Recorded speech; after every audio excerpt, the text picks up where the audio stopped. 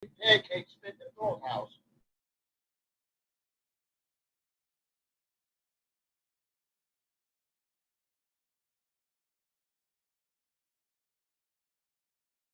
Independent news talk network in the Middle East, Israel National Radio and IsraelNationalRadio.com present the Tamar Yona Show. Here's Tamar Yona. And welcome to the show this Tuesday, June 20th, 2006, or the 24th of Sivan, 5766 on the Hebrew calendar. Hi, everybody, and hello to all of our listeners down in southern Florida. The Tamar Yona Show is also syndicated on www.kolhalev.com. You can join us in our virtual studio if you're listening to this show, if it's between 7 and 8 a.m. Holy Time in Israel, or if it's between midnight and 1 a.m. Eastern Time, New York time. That means that the show is broadcasting live, and you can join us in our virtual studio. Go to our webpage at IsraelNationalRadio.com. Go to the upper left-hand corner where you'll see a blue rectangle that says Enter Virtual Studio. Just click there and follow the instructions and join us. Right now, let's see who we have in our virtual studio. We have people from, let's see, Ohio and Florida and Los Angeles and the Netherlands, Holland. Hi there. Boca Raton, Florida, Kentucky, Montreal, Texas, New York, Arizona, Indiana, Michigan, Alabama, Lewis in Taiwan. Wow, Southeast Asia, they're listening to us. Calgary, Palm Springs, California, Mars, that's even further. Canton, Ohio, Winnipeg, Canada, and Washington, the other DC. The other DC, because I always say we are broadcasting here out of Bet El, the house of God, just north of Jerusalem, DC, Jerusalem, David's capital, not anybody else's capital. It was a Jewish capital. And I'd like to welcome you all to the show. A very, very, very, very special guest today in the studio with me, not just on the phone. And I know that he's got a lot of groupies. People worship this guy, and he really merits it. I have joining me today Dr. and Rabbi Marvin Antelman. Welcome to the show, Rabbi. Thank you very much for having me here. All right. So for anyone who's not familiar with this man, he is a chemist, an inventor, an author, a rabbi. He's made great strides in science. He's authored 2 encyclopedic works. I've never met anyone who's written an encyclopedia before, so you know we're speaking with somebody very smart. The titles, let's see if I can even get it out of my mouth. The Encyclopedia of Chemical Electrode Potentials and the Encyclopedia of Thermoplastic Materials. Rabbi Antelman has a long list of inventions under his belt as well, and you can check them out at the U.S. Patent Office. And basically, he's a genius, and he's a very famous author as well for those who are trying to find out what is steering the world. Let me just tell you a little bit about what someone says about Rabbi Antelman's book, which is called To Eliminate the Opiate, Volume 1 and 2. Let me just read this for you. That was written by Billy Jack Dial, a very famous B'nai Noach leader. And basically he says, where's my second piece of paper? Here it is. He says, quote, "These books happen to be one of the most powerful resource of truth of all times. Here, Rabbi Marvin S. Antelman confronts the evil empire with the revelation of truth and defies all the conspiracy theories and transforms those theories into reality. These books will leave the reader shocked and awed as the cloak of secrecy is stripped off of the organizations and individuals who actively sought to bring harm to the Torah of God and its followers." So we're going to find out today, who are these people behind the scenes who are possibly infiltrating our organizations, the Jewish people, our media, our education, all sorts of spheres of life. Who are these people? Who can we trust? And where do you fit in this devious agenda for control in the world? And again, if you'd like to find out more about Rabbi Antelman's books, To Eliminate the Opiate, Volume 1 and Volume 2, you can go to Billy Jack Dial's website, and let me see if I can just find that address again. It is www.b'nainoach.com. Let me spell that for you. It's B-N like in November, A-I-N like in November, OACH.com. I'll try to put that link up on the website as well, so you can just click there and find out where to order Dr. and Rabbi Antelman's books. So, Rabbi Antelman, you were telling me before we started the show that this happens to be the time of the 250-year anniversary of the Council of Four Lands. In Hebrew, you say that as? Actually, it's the 250th anniversary of a special cherem, which was the next communication in the ban that they issued. And it's very, very to us today. And I'll try to bring the connection. First of all, let me say this. There are a lot of conspiracy theories out there. I'm not interested in theories. I'm interested in facts. So the scholarship over the years that I've utilized are sources that are impeccable. For example, Anthony Sutton, professor at Stanford University, wrote 2 books. He wrote more than 2 books, but 2 books which are relevant to what I'm going to speak about. One of his books was Wall Street and the Bolshevik Revolution, and Wall Street and the Rise of Hitler. There he goes through a lot of trouble to document the connection between the leaders of the Council on Foreign Relations, which is an acronym also for Carnegie, Ford, and Rockefeller, who provided the main funding for this. Interesting. And he's a professor with impeccable credentials. And then there is the late Professor Carroll Quigley, who was professor of political science at Georgetown University. Matter of fact, he was even quoted when Clinton became president in his inaugural address. He quoted Quigley as one of his people that he had studied under. So Quigley was very well known. The CFR loved him, and he decided that he would do a very nice thing. He would reciprocate the love and put out a book called Tragedy and Hope. But when it came out and it spoke so much about the CFR activities that they didn't want people to know about, they turned against him.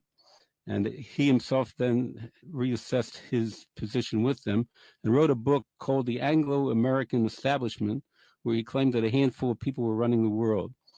And those 2 books are impeccable as source material, but there's other impeccable source material, and that is the scholarly works that were put out by professors at Hebrew University to deal with what we call the Sabbatean conspiracy, which I'll go to in one moment in our history. Let me preface those remarks by saying that, as every Jew well knows, right out of the Haggadah, and every generation, they're out to destroy us, and every generation has its killers and persecutors of the Jews. In the 17th century, it was Khmelnytsky, who headed the Cossacks, who was out to destroy Jews and did terrible atrocities, killing hundreds of thousands of Jews in Poland. The atrocities were terrible, and to commemorate this terrible series of events, the Jews kept a fast day, the 20th day of Sivan, to commemorate this, which was this past Friday, commemorates the Khmelnytsky massacres. Today, it's no longer an active fast day, but was observed for a few hundred years. In any event, on the 20th day of Sivan every year, the Vad Arboretzot, which is the Council for Lands, which is the biggest tribunal of its kind at that time, met once a year on this date and took up questions of Jewish law and other things. So these were very big rabbis, leaders of the community, who were on this Council of the Four Lands. The Council of Four Lands was backed up by no less than the King of Poland. It began in 1520 and lasted till 1764. It consisted of 30 rabbis, 15 of who were lay leaders and were rabbis, and the others were not lay leaders, they were full-time rabbis. They were dealing with a problem that was a byproduct of the Khmelnytsky massacres. What happened was, when the Jews were massacred like that, people were speaking again about redemption. We were looking around for redemption. And all of a sudden, a man by the name of Shabbatai Tzvi, who was born in 1626 and died in 1676, came along and said, "I am the Messiah." And he had a tremendous following. When it was realized that his following was so great and there would be problems, the Sultan, because Shabtai Tzvi was from Izmir, came along and gave Shabtai a choice. Either you die or convert to Islam. So he converted. Now, there were about 1 million followers prior to the conversion. When the conversion happened, then there was disillusionment among the Jews. But there were some diehard people who set up different cults of Shabtai Tzvi. And the worst one of them was called the Domeh, which was a secret organization. And the Domeh was based in Turkey and in Salonika. And the Domeh gave rise to these terrible orgies that went on, which became part of the immorality theology Shabtai Tzvi corrupted later on. He apostatized himself 10 years before his death. So when he died in 1676, he had these cults doing all kinds of evil. And the reason that these followers of Shabtai Tzvi were doing evil was because what? Here's the thing. The Talmud says that the Messiah would come when everybody's good or everybody's bad. There is such a saying in the Talmud. So the Sabbatians said like this: it's impossible for everybody to be good. It's easy to be bad. So they turned around the Torah and they said, if you do an evil deed, then you will use up the energy of the universe, and it'll collapse, and you'll force Messiah to come because you will have used up all the evil in the world. So whenever they engage in an orgy, they would make a bracha, and every day they would figure out a way to do as many sins as possible. Like if you eat chaylev, you're chayav karet. In other words, if you eat fat, according to the Torah, you're to be excommunicated from your people. So they would eat fat. It was prohibited, non-kosher fat, from a kosher animal, which is chaylev, which is in that category, like eating blood from a So they kosher would animal. dafka do the They do opposite the opposite in order to hasten the coming of of the Messiah. which is totally ludicrous. These sound like people who were today fodder for all these Davidian, David Koresh cults and all the strangest cults you can find today. Would they be the same type of people? Same type of people, exactly. As a matter of fact, what happened was then after that, after Shabtai Tzvi died, one of the most powerful Sabbatian cults, as they were called, was a transformation of the Domeh, the most extreme cult, to Europe through an insidious person by the name of Jacob Frank. He died in 1791. Now, the Frankists started to spread and take over entire communities and make them satanic. Matter of fact, no less a personality than the Nobel Prize winner Isaac Bashevis Singer describes how a community was corrupted in his Satan and Youre, which is based on very well documented history. So one of the sources that I use is the late Professor Gershom Shalom, who wrote a lot about Shabtai Tzvi. Shabtai Tzvi, the Mystical Messiah, is a very, very thick book in Hebrew and in English. It goes through a lot of things. So to say that he was involved in conspiracy theories is ludicrous because he has documented studies. There are other professors also through Gershom Shalom that were involved with their students at the Hebrew University and still continuing the Sabbatian studies, as they're called, because of the influence of this insidious group. And you can actually trace a line historically, which I do in my book, to the CFR from Shabtai Tzvi and another organization called the Illuminati, which was founded in 1776 by Adam Weishaupt. And they were involved also in the French Revolution, which is also well documented. So what you're saying is that there really does exist a new world order, that it's not a conspiracy theory, it's a conspiracy. And you're a scientist, so you only deal with facts. You don't like to go on hearsay or on jumping to conclusions. Only facts. You've done research, come to the conclusion.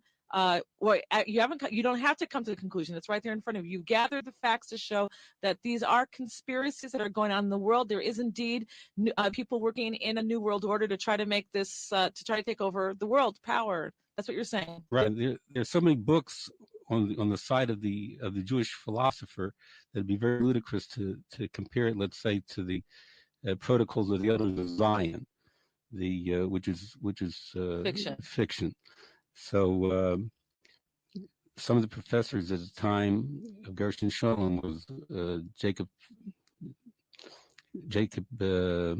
Katz. Professor Katz wrote a book called The Freemasonry, which gives a history of the interface between Jews and some of the cults that derived out of Shabtai Tzvi. But one of the next big cult that came from Shabtai Tzvi after the Domeh organization, which was in Turkey, the next big cult were the Frankists, as I mentioned with Jacob Frank.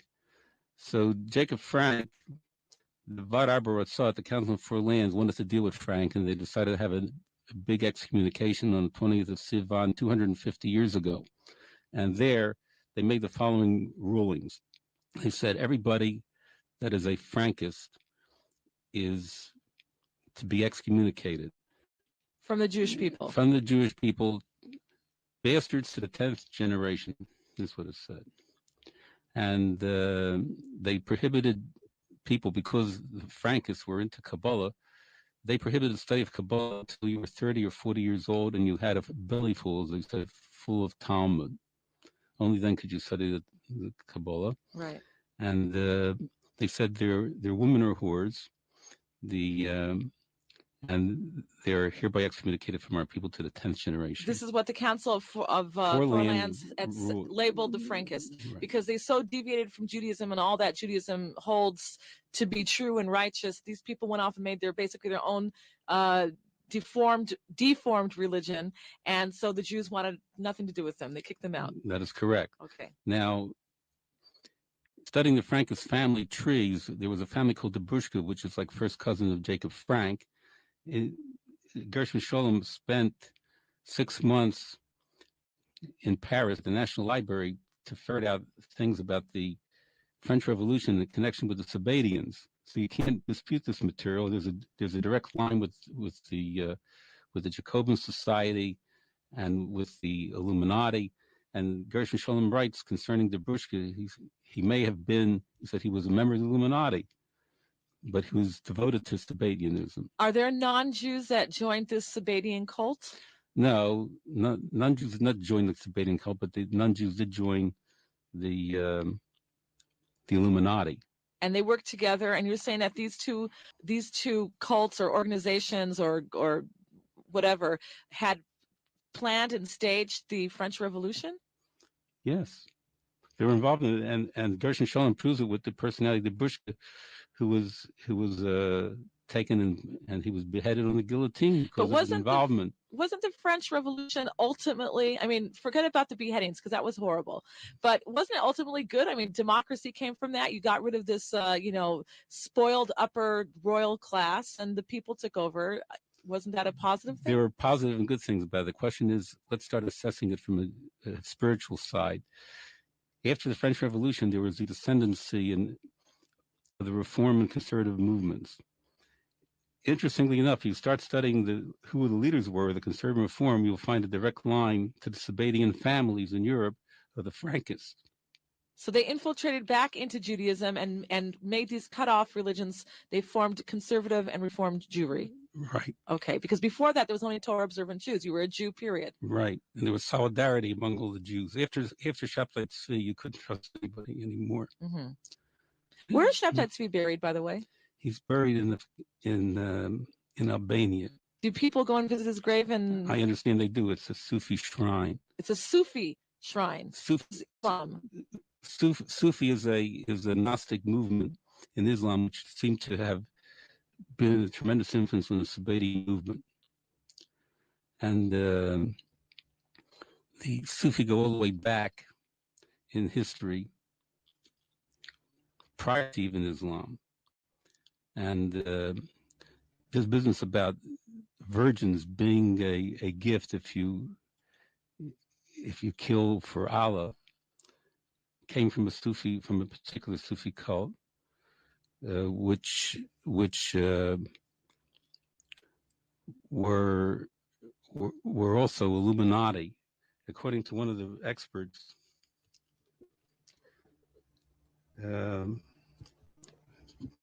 Spence, who wrote an encyclopedia on the occult, claims that one of the Sufi cults were the assassins. Why are they called the assassins from Hashish? The people would have Hashish, and Hassan ibn Saba, the old man of the mountain, had a bunch of people that would assassinate people, and because they had Hashish all the time, they were called assassins. So he equates the Illuminati with this movement, the old Illuminati prior to the 1776 organization of Illuminati. Now, Hassan ibn Sabah, being the old man of the mountain, as he was called, had a tremendous amount of influence in Islam, and that entire Sufi cult. The interesting thing is that he set up these places where they smoke hashashin, were luscious grounds, beautiful, luxurious places with lots of grass and flowers and fruits, and virgins. So this business about the virgin and the reward was done there by Hassan ibn Sabah. That's where they get their idea of heaven from. Right. Huh. That's where that came from. Interesting. Yeah.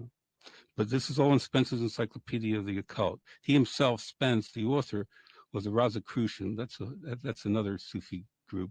I don't want to go into the Rosicrucians. So that's where that came from. So you're saying that there are all these different organizations.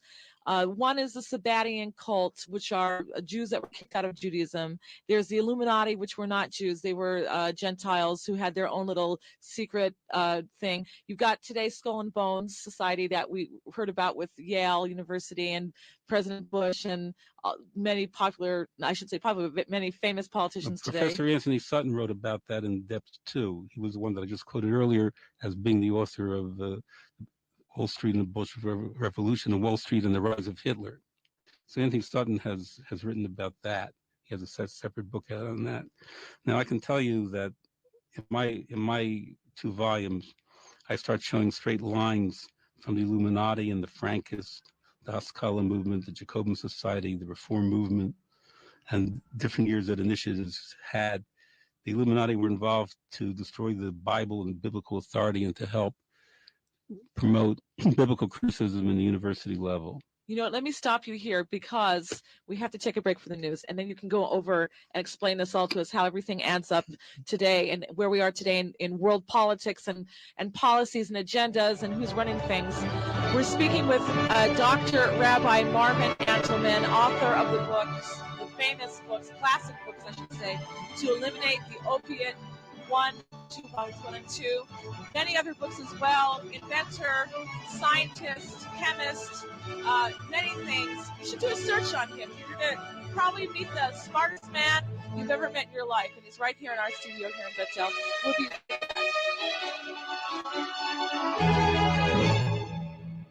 4 carrots, 3 onions. You're telling me how to make chicken soup. Tell me your secrets. Telling me down. You're Michigan world. Israel will read this every time in the Kishkespin. You read Bennett and the New York Slimes. The majority of Israelis support. Wait, why? Why? You do what's right for your nation. We don't need a referendum for that. I want to know who you agree with, Tovi or Tamar. That's if you agree with me. That's Tamar Yona and Tovia Singer, live every Wednesday on IsraelNationalRadio.com. I'm going to have a temper tantrum here.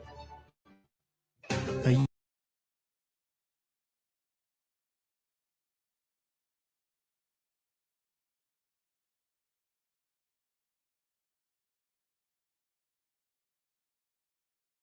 an activist?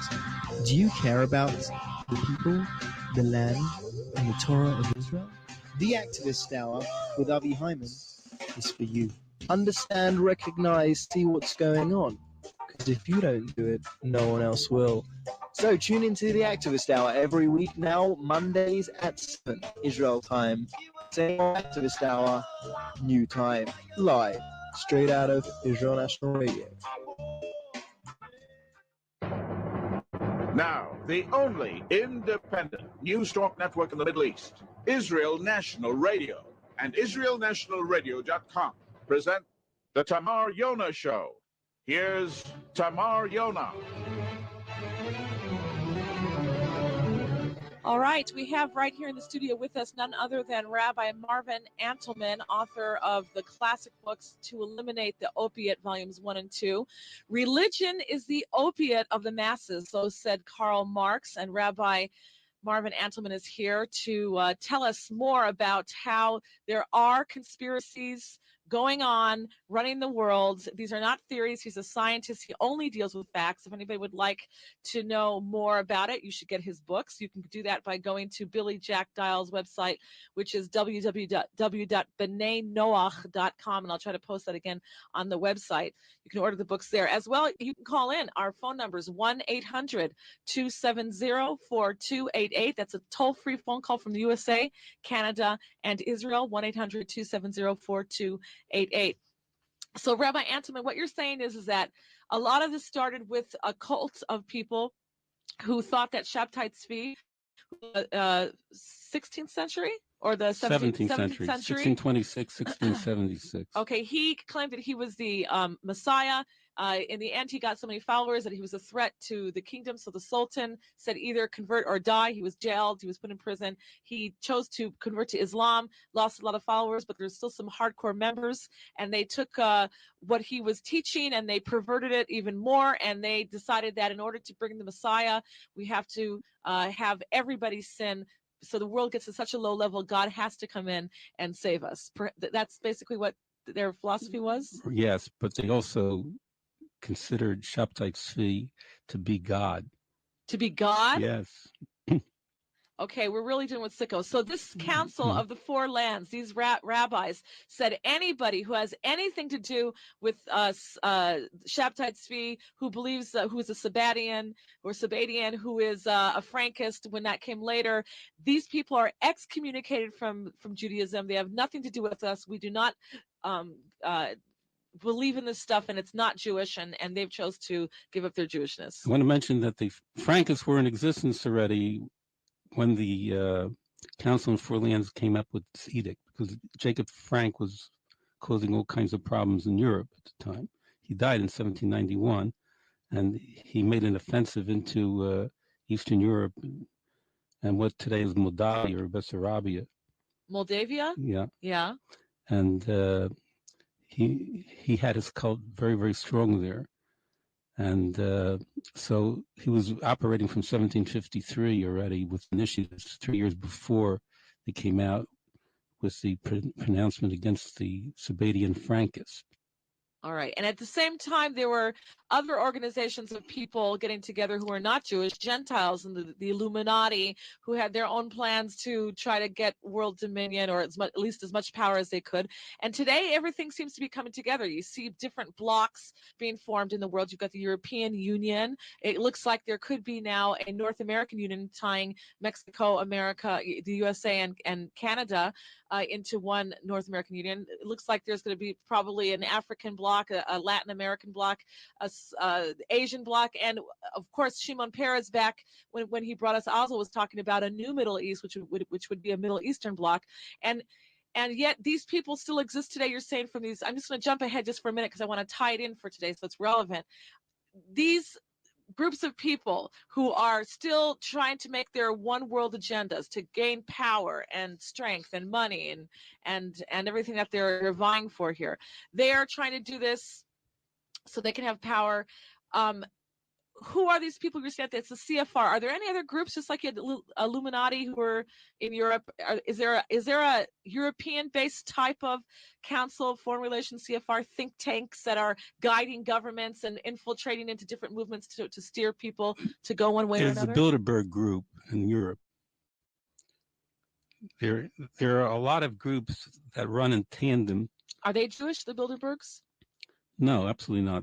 The thing is, though, the genius of the Arbor Ratzot, the Council for Lands, was to put a Gentile label on any Jew that started to get involved in these derivative organizations. So it's out of the fold completely. So these people. So any Jew that gets involved in the conspiracies comes out of Judaism. The fact of the matter is that leaves Judaism, in other words. They've left all of our values. Matter of fact, it was even reiterated at the time of Trotsky. Trotsky was excommunicated as a Jew, and the followers of the Bolsheviks in in a tribunal separately meeting in the Ukraine at the time of the Bolshevik Revolution.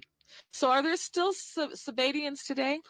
Yes, it's interesting that you should mention this, because after I wrote volume 1 in 1974, and one history professor, which I bring down in my book, said as follows. He said that I took a quantum leap from shopside street to communism without any basis of fact, and I posited the continued existence of Sabadians.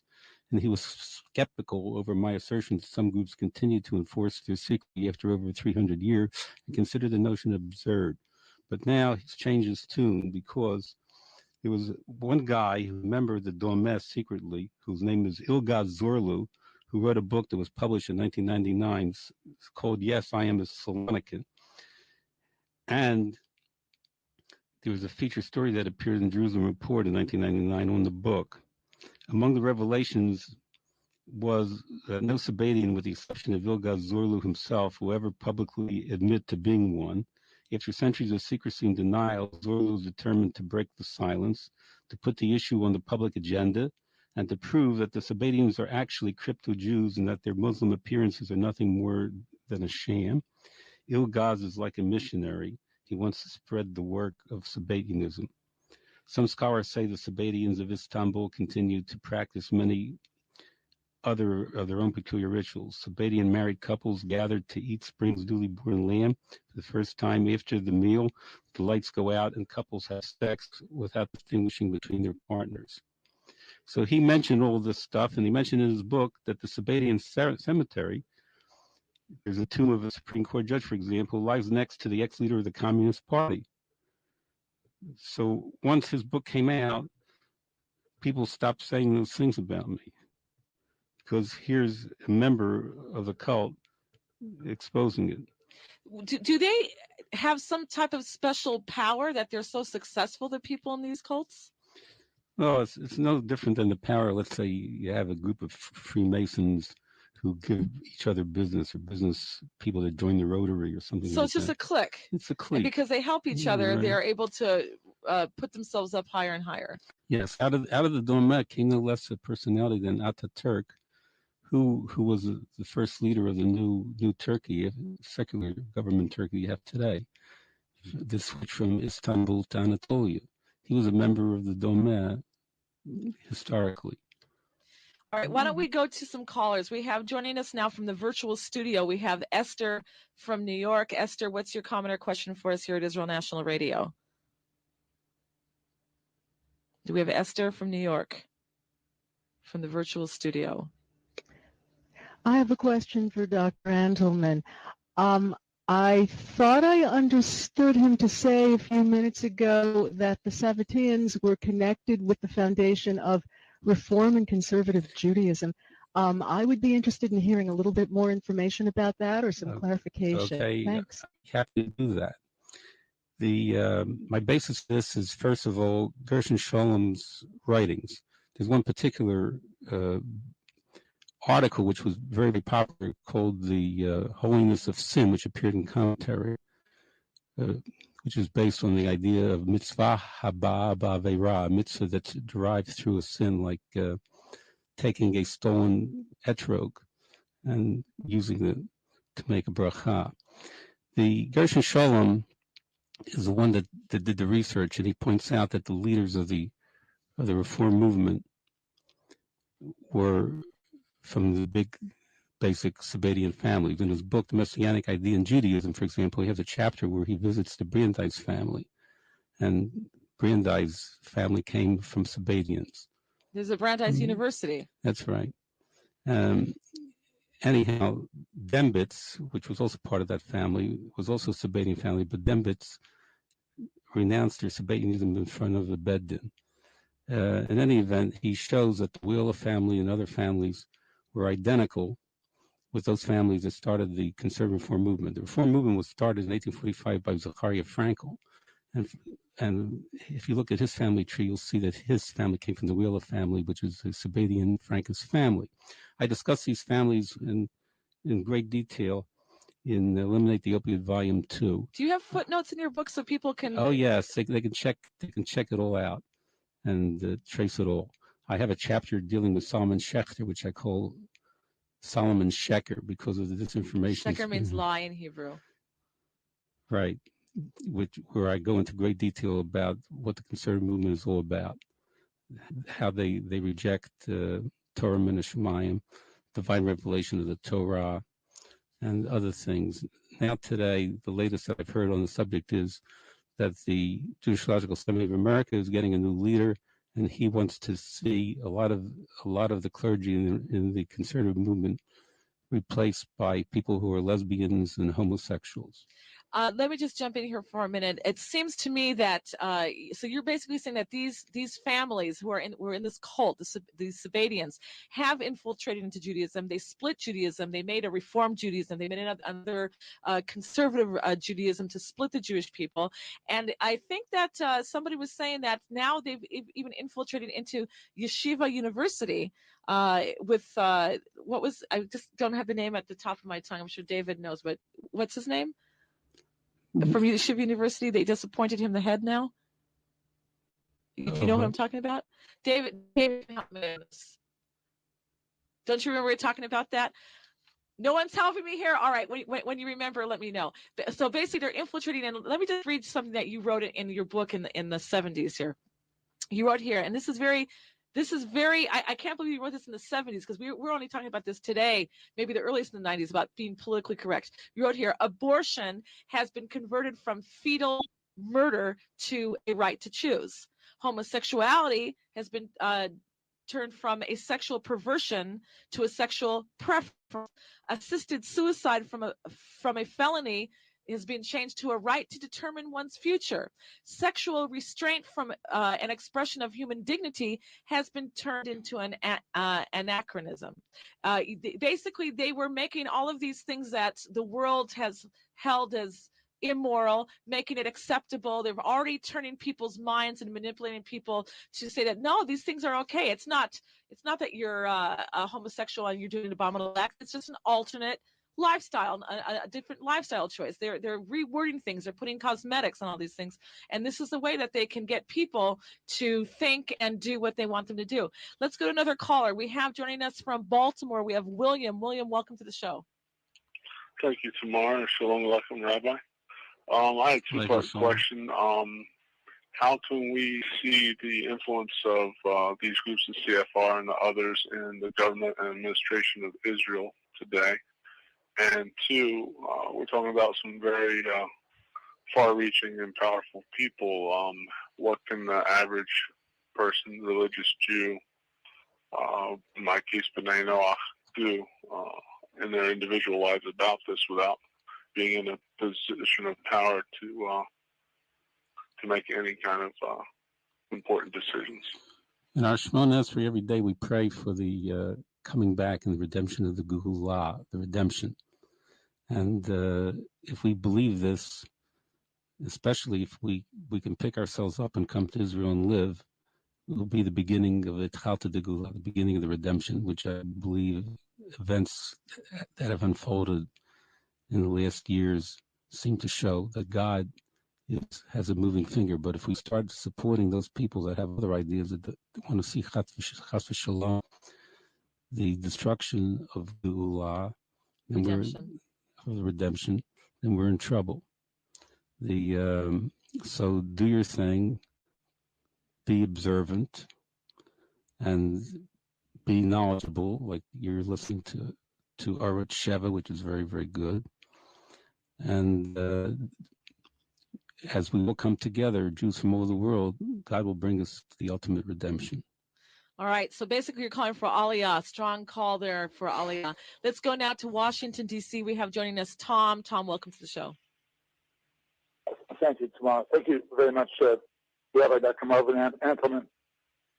What evidence do you have that many of the Jews, if any that is, that many of the Jews in the neoconservative movement here in the United States are false, disingenuous, or Sabbatean Jews, either knowingly or unknowingly, and that the neocons may have an entirely different agenda than most people would imagine? I have not studied the neocons. I'm familiar with the neocons, and I have at this particular point in time, I have nothing to say on the subject. All right. Do people in the conservative movement know the roots of their beliefs that this Sabadian? Are they secret Sabadians? And Now, when you talk about neocons, I saw the gentleman was talking about politically neocons, not the conservative movement of Solomon Schecker. Okay, Solomon Schecker. All right. Again, 1-800-270-4288. We only have about 8 minutes left of the show. So if you want to call with a comment or question, if you want to talk to one of the smartest men in the world, you can do that right now. 1-800-270-4288. So we've covered basically the roots of these different organizations. You said, again, there's the Illuminati that was from Europe, and they were not Jewish. They've got this broken off cult of people who left Judaism and became Sabadians, and that's what a lot of people talk about, today about the New World Order. You had something on one of your on one website where you were talking about the dollar bill and the symbols on the dollar bill of the Illuminati, who are not Jewish, the pyramid and the eye, all-seeing God. What can you tell us about that? Yes, there's a fellow by the name of Spencer many years ago came out with a book called The Cult of the All-Seeing Eye. Interesting enough, the Illuminati had a symbol, and that was an eye on top of a pyramid, which came from the Avodah Zarah, the paganism of ancient Egypt, like Horus, and we ourselves have Baal Peor. We're coming up soon with Parshat Balak about Bilam, who's referred to as Shtuma Ayin, which they say was blind, but Shtuma Ayin, in my opinion, he was the cult master, the all-seeing eye in his day. So this is an ancient symbol that came in and is associated with the Illuminati. What's with the Jesuit priests or the Jesuits or something? Here's what it is. Weishaupt himself was at Ingolstadt University, which was a Jesuit college. So the Illuminati, the Bavarian Illuminati, was founded in Ingolstadt, which was run and dominated by the Jesuits. Some people say that Weishaupt himself was a Jesuit, but apparently it seems anything I could find that was substantive, that was substantive as far as documentation was concerned, shows that he was involved with the Jesuits, but he himself was not a Jesuit. So we got the Jesuits, we got the Illuminati, we've got the Sabadians. What about the Pope, the Catholic Church, the Church of Rome? They're still doing their old thing, but as far as the Illuminati itself were concerned, the anti-Semites have taken over the Illuminati as part of the Jewish conspiracy domination, and they're writing about the protocols, so they lump us all together. But some of them even say the Weishaupt was Jewish. Unfortunately, there's some people who take that stuff and they regurgitate it back to us and take it as a fact. Whatever Weishaupt was, he wasn't Jewish. But even if he were, he would have been automatically excommunicated by the Vad Abarotzah. The genius of Vad Abarotzah meant that any Jew or a person of Jewish origin, his Jewish origin was null and void. He was outside of the pale if he got involved in these things, like we have in Sanhedrin, for example, in Perek Chelik. But these people do not have a share of what could come, and they list. He doesn't believe that the Torah was revealed by God, etc. So we have our list of heresies that go all the way back, and the Vad Abarotzah was only building on those heresies. So the Council of Foreign Relations, which is a think tank, they basically come together. It's an invitation-only type of group. Nobody off the street can join them. No, you're right. And if you want to read more about, there are a lot of books out on the subject. But as far as authoritative books, I would say that the two professors that I mentioned, Quigley's books are available, Tragedy and Hope, and the Anglo-American Establishment, and Anthony Sutton's two books on the Bolshevik Revolution and the Rise of Hitler, and the Wall Street and the Rise of Hitler, and Wall Street and the Bolshevik Revolution are there. Anybody wants to do documentary studies. So now the CFR is one think tank that you would say is trying to get world dominance. They want the world to go a certain way. They're helping to make these blocks. As I said in another show, they're helping to make this this North American Union by the year 2010. Who's involved today in the CFR that we need to worry about? Who is in the Jewish world and in the American world today that's infiltrating into politics in these countries and these nations who want to see these nations weakened and destroyed? Who do we have to worry about? Well, there's a whole list of them. You have to get the list, which you can get on the internet. Do we have to worry about Bush, Clinton? Bush's father was a member of the CFR. Bush himself is not a member of the CFR. But just about the founder of the CFR was Colonel Edward House. And the CFR was incorporated in 1921, and he founded in Versailles in 1918, and there's a British counterpart. So in the Anglo-American establishment, which was written by Anthony Sutton, he goes to great lengths to show then that the Arabs are a favorite party of the CFR. And so how dangerous are they? Very dangerous. They want nothing more than complete domination of the world and the restoration of Plato's Republic. They conceive of themselves as the priestly and the ruling class of Plato's Republic, and they want to bring this new world society.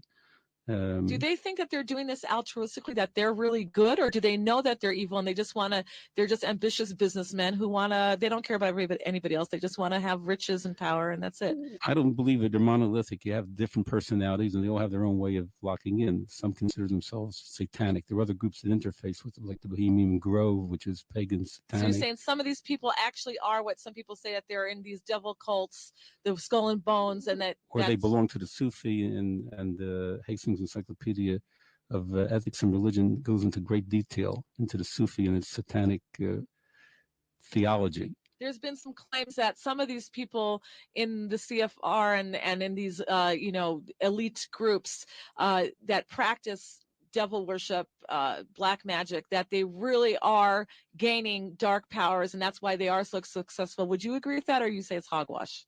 I don't believe in dark powers. However, you have nothing less than the United Nations itself having a meditation room, which is Sufi and Avodah Zarah, pagan in every sense of the word. In the UN? At the United Nations, in the meditation room, the United Nations. As a matter of fact, Spencer's book, Code of the Old Thing, I don't believe it. We got to the end of the show. It was fast, right? I want to thank you so much for being with us. We should go another 10 hours to try to touch the tip of this. Thank you, Rabbi Marvin Antelman, for being with us. And also, again, if you want to get these books, To Eliminate the Opiate Volumes 1 and 2, go to B'naiNoach.com, and you can find it there. I'll put the link up where you can find the books. Thanks, everyone, and knowledge is the key.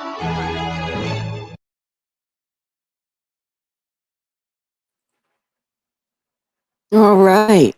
Well, thank you for joining me for that. And as I mentioned, I have had an interesting week, and I appreciate each and every one of you. Thank you for being here, and tune in tomorrow. There's so much more coming at you fast.